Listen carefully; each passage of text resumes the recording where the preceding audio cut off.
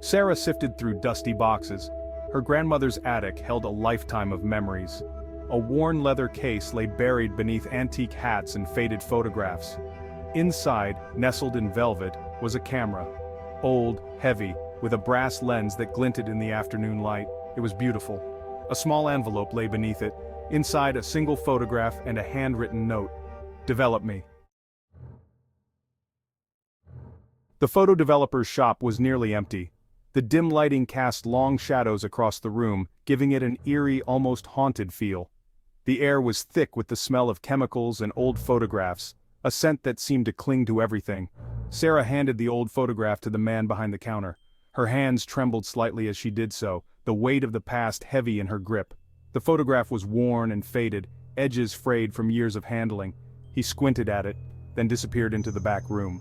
The look on his face was one of deep concentration, as if he was trying to decipher a hidden message within the image.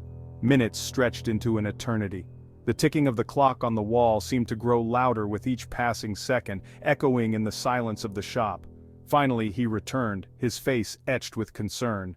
The photo was dry. He handed it back to Sarah, his eyes filled with a mixture of confusion and fear. It depicted her grandmother's attic, shadows stretching across the room. The old, dusty furniture was barely visible in the dim light, creating an atmosphere of mystery and unease. And there in the background, a figure.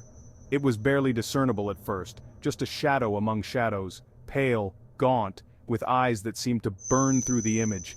The figure's presence was unsettling, its gaze piercing through the photograph as if it could see into Sarah's very soul. As Sarah stared, the figure's face twisted. It was as if the image was alive, shifting and changing before her eyes. A grotesque grin spread across its features.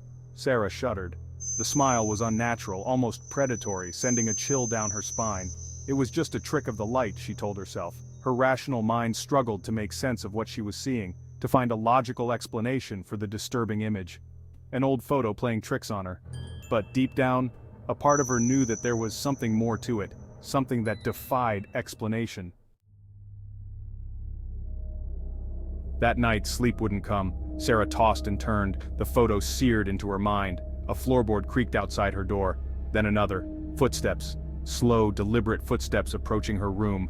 Terror rooted her to the spot. Her breath caught in her throat. A whisper, barely audible, slithered through the darkness. Sarah, her name. The doorknob rattled. Section 4. The camera's gaze. The camera.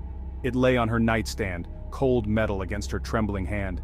She had found it in the attic, buried under years of dust and forgotten memories.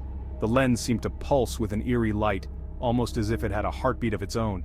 It was as if it was calling her, whispering secrets of the past and promises of the unknown. She couldn't resist its pull. Click. The camera shuddered in her hand, vibrating with an energy that felt both ancient and powerful. The flash momentarily banished the darkness, casting long shadows that danced on the walls. On the other side of the room, a figure flickered into existence, wavering like a mirage before solidifying. The figure from the photo. It was unmistakable, the same haunted eyes and sorrowful expression. It was closer now, its eyes burning with malevolent intensity. Click. Another flash. Another step closer. She could feel its cold breath, hear the whisper of its voice, promising her secrets she was not sure she wanted to know.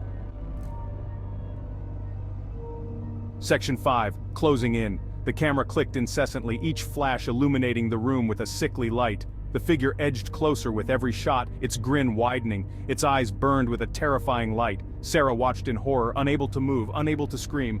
Click, click, click. The figure's face was almost touching the lens, its features distorted, monstrous. One final click. Darkness.